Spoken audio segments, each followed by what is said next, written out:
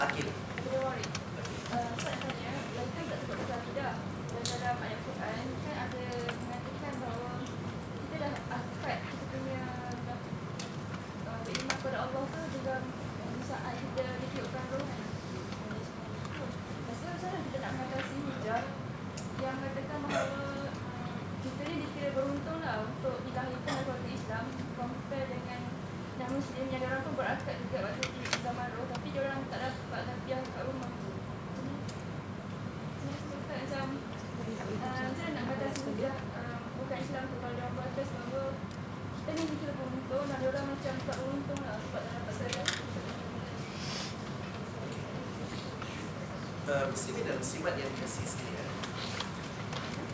dia bagi menjawab persoalan yes, kita beruntung bila kita dilahirkan di dalam keadaan sekeliling kita muslim. Tapi beruntung bukan jaminan bahawa kita akan terjamin muslim sampai ke hujung. Mungkin namanya sama muslim, tapi bukan sedikit di kalangan yang bernama muslim tapi tidak beramal dengan apa yang sepatutnya, maka ia disingkirkan oleh Allah Subhanahu wa taala. Malah bukan sedikit di kalangan mereka yang beramal tetapi di penghujungnya ia berubah hati ke jadi divert kepada perkara yang lain dan seumpamanya, maka mereka tersungkur di pintu syurga. Bukan sedikit di kalangan hamba-hamba Allah Subhanahu wa taala yang dikatakan abid, tetapi dia boleh menjadi abid di masjid, bila datang godaan mereka tersingkir begitu sahaja. Maka dengan sebab itu Allah jelaskan di dalam surah Al-Ankabut. Apa kata Allah? Alif Lam Mim. Ahasiban nas ay yutraku ay yaqulu amanna wa hum la yuftanun. Apa kata Allah? Alif Lam Mim. Wallahu a'lam. Maksudnya Allah Subhanahu wa taala yang lebih mengetahui. Ahasiban nas, adakah manusia berkira-kira bahawa mereka akan ditinggalkan begitu sahaja setelah mana menyebut bahawa kami beriman ya Allah, sedangkan mereka belum lagi diuji. Maka dengan sebab itu Allah Subhanahu wa taala sebut lagi dalam ayat yang lain bahawa Allah tetap akan datangkan ujian. Mungkin ujiannya adalah lahir dalam sebuah keluarga muslim, maka dia berasa bahawa dia telah selamat, dia telah ahli syurga. That's totally wrong. Sebab ada kemungkinan gelincir itu dengan sebab i'tiqad. Ada kemungkinan gelincir itu dengan sebab gelincir akidah, maksud saya, dengan sebab percakapan dan seumpamanya. Dan Allah Subhanahu wa taala tidak pula menutup ruang kepada orang-orang yang kata bukan Islam ni tadi, ataupun lahir dalam environment yang bukan Muslim ni tadi. Allah tak tutup ruang kepada mereka. Dengan sebab itu Allah tidak berkira ataupun menetapkan siapa lama jadi Muslim terjamin syurga. Siapa yang umur dia 100 tahun dan dia Muslim terjamin syurga, tidak. Dan Allah tak kata yang baru setahun jadi Muslim maka dia masuk neraka. Malah dirakamkan di dalam sejarah ada sahabat yang tak sempat nak sembahyang, tak sempat nak menunaikan haji, hanya menyatakan syahadah kepada Allah Subhanahu wa taala, disebut bahawa ia terjamin bersama dengan golongan orang-orang yang saleh. Maka dengan sebab itu bila Allah datangkan ada yang lahir Muslim, ada yang lahir bukan Muslim, ia merupakan suatu proses ujian dan Allah berikan ruang. Dengan sebab itu yang Muslim tanggungjawab dia menyampaikan. Yang bukan Muslim, kalau telah diberikan ruang, maka sepatutnya kalau orang bagi kita duit, kita akan terima. Apatah lagi orang bagi satu jaminan selamat di dunia dan di akhirat, maka apatah lagi untuk menerima. Bukannya argue aku sekadar di pinggiran, tidak dilahirkan di dalam sebuah keluarga Islam, so tak fair. Dengan sebab tu nak protes Allah. What's the point? Ataupun nak protes God, boleh kita protes, but apa sangat yang kita boleh buat? Kita boleh panjat bangunan tinggi dengan sebab protes Allah. Bolehlah naik lift. Tapi itu je yang kita boleh buat. Kita tak boleh nak mencapai Allah, kita tak boleh nak memanjat Allah. Makanya sebab tu kalau ada bicara-bicara yang macam tu, saya duduk dalam macam kerja dalam customer service department. Diajar kalau dia kata tak ada peluang, so diajar untuk kalau ada peluang nak masuk Islam. Kalau Allah nak tolong kamu nak masuk Islam. Maknanya ini dia panggil apa ya? A trial close. Okey, kalau katakan deal dengan klien yang bermasalah. Okey, klien dia kata okey, bills tak proper, meter reading tak baca. Saya kerja Scottish and Southern Energy. Kemudian kata harga mahal dan sebagainya. So, apa yang kita nak offer sebagai pendakwah ni adalah okey, kalau murah nak, kalau dia kata harga murah nak mahal, kalau mahal nak. Begitu juga bila dia kata okey, apa yang Islam ni susah gini. Okey, kalau mudah, kalau dimudahkan bagaimana? Kalau kata dia dilahirkan bukan dalam keluarga Muslim ataupun seumpamanya, okay, kalau diberikan peluang untuk duduk bersama dengan keluarga Muslim, nak.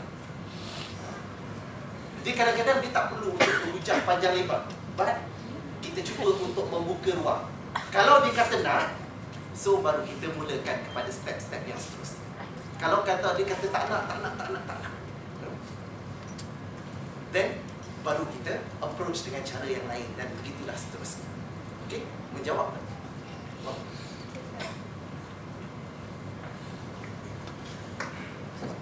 InsyaAllah ada soalan yang berikutnya. Ada sampai 12.10. Satu soalan lagi insyaAllah.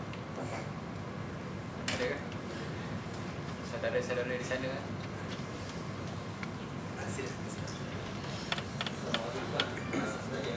Dalam bermujahadah semua yang kita nak tegaskan adalah minoriti. Adakah kita patut impose dia punya kepercayaan kepada orang lain ataupun di agama kamu. Bila disebut berkenaan tentang keberanian dan juga perjuangan, maknanya kita memperjuangkan akidah.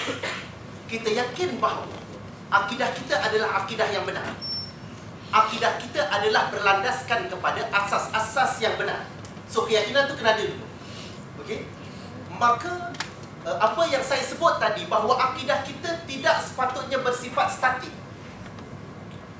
Dengan sebab tu, kalau kita dalam konteks minoriti bukan bermakna tak ada langsung.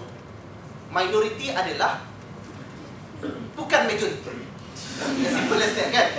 Okay? Maknanya dia mungkin sikit lah. Okay? Kalau katakan ada 100,000 katakan, maka dia mungkin 10,000 ataupun mungkin 100.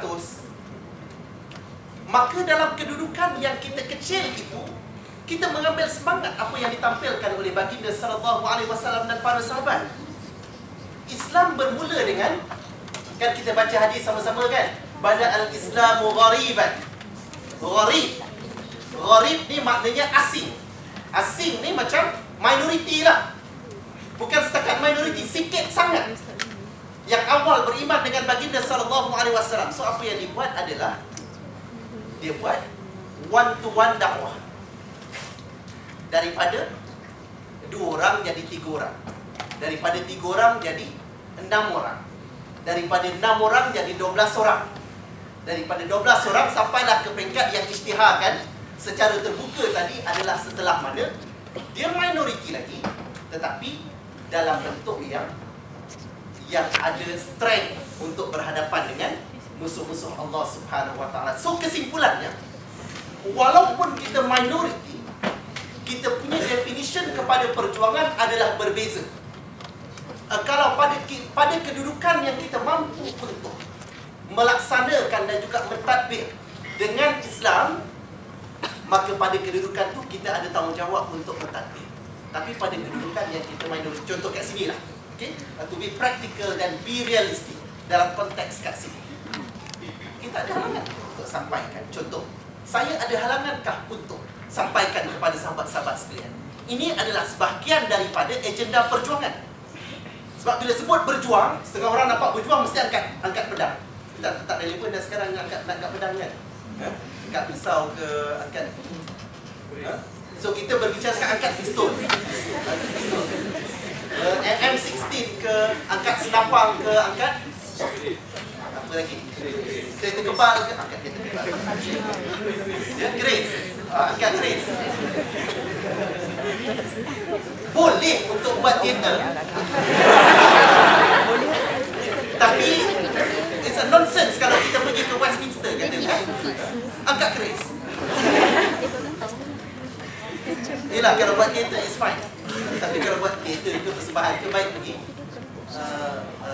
Royal Albert Hall di Westminster. Okey, jadi kesimpulannya Allah tidak menetapkan kalau minoriti okey stop. Tapi sebaliknya dia berjuang dengan nada minoriti. Okay. So kita tahu circle kita tahu mereka yang berada di sekitar kita untuk kita sampaikan. Rakan-rakan kadang-kadang sama-sama Muslim pun. Kadang-kadang Melayu ke, Pakistan ke, Muslim tapi non-practice Muslim. Saya ramai je kawan-kawan dekat office kan, nama Muslim tapi bila ajak solat lalu saya tak biasa solat. Ada yang agak bersopan santun, saya solat qada nanti semua sekali kat rumah. Itu pun kita punya circle yang wajar untuk kita selamatkan. Okay? So that berjuang, kena berjuang dan wajib memperjuangkan akidah. Akidah kita bukan yang beku dan statik, tetapi akidah kita perlu untuk dihidupkan. Dan dengan sebab itu Rasulullah SAW sebut dalam satu hadis, la yu'minu ahadukum hatta yuhibba li akhihi ma yuhibbu li nafsihi atau kama qala sallallahu alaihi wasallam. Apa kata Rasulullah? Tidak beriman seorang kamu. Maknanya kat situ tidak kufur, tetapi tidak sempurna iman. Bila banyak hadis yang sebut la yu'minu ni. Okey, jangan salah tanggap bila sebut tidak beriman bukan bermaksud ni kafir, ni murtad. Tidak beriman seorang kamu sehingga dia mengasihi saudara sebagaimana dia mengasihi diri. Kalau dikasih kepada diri supaya tidak tersentuh oleh api neraka oleh Allah Subhanahu wa taala, maka tanda kasih bukan dengan meletakkan status FB aku cinta kamu, tetapi tanda kasih kita adalah dengan kita selamatkan akidah. Tanda kasih kita adalah kita berfungsi semangat iman kita. Tanda kasih kita adalah kita berfungsi ruh keislaman kita. Tanda kasih kita adalah kita bersama-sama memimpin tangan sahabat-sahabat kita untuk memperjuangkan agama iman sehingga kita berada. InsyaAllah. So kesimpulannya, akidah bukan hak individu, tetapi hak dalam bentuk jamak, dalam bentuk kumpulan yang lebih besar, dalam bentuk hak bersama. Kalau saya katakan saya dah lama Islam, kemudian ambil pula Islamic Studies, kalau nak merasa bahawa dah bagus dah, sebenarnya sangat-sangat tak bagus kalau belum mampu untuk berfungsi. Apa yang saya faham, apa yang saya rasa, dan apa yang saya benar-benar jiwai sebagai seorang Muslim. Juga dengan sahabat-sahabat yang dikasih sekalian, kalau kita yakin bahawa akidah kita benar, maka kita bukannya kedekut terhadap akidah yang kita miliki, tetapi kita lagi sepuluh kalau kita mampu untuk berfungsi, lagi sepuluh sentuhan kalau mungkin sentuhan jari, kalau mungkin pada bicara kita, kalau mungkin pada tulisan kita, menyelamatkan akidah salah seorang sahabat kita, saudara kita, mereka yang berada di sekitar kita. Lantas insyaAllah Allah bakal memberikan ruang kepada untuk bertemu di hadapannya nanti dengan keadaan, ya Allah, sahabat dia nyatakan dengan sebab usaha sahabat aku kenal Islam dan aku beriman kepadamu dan memperjuangkan Islam. Alangkah indahnya kalau bicara itu dilapaskan oleh sahabat-sahabat kita, kawan-kawan kita yang telah kita usahakan untuk selamatkan dan bina akidah mereka. Akidah yang hidup, akidah yang diperjuangkan, akidah yang dijadikan landasan jihad untuk memastikan bahawa bertemu dengan Allah sebagai seorang mukmin bukan setakat mukmin saja, tetapi mukmin yang berjuang, mukmin mujahid di jalan Allah Subhanahu wa taala. Wallah. Tertarik dengan konklusi yang dibuat oleh Ustaz ni. Agaknya Ustaz tanda kasih kita ni, tanda cinta kita ni mungkin kena berfikirlah. Agaknya kalau kita bercinta berkasih ni pun cinta sampai ke syurga kot. Ustaz. Terima kasih ucapkan Ustaz untuk menjawab dua soalan ni diberikan oleh sahabat-sahabat sekalian. Dan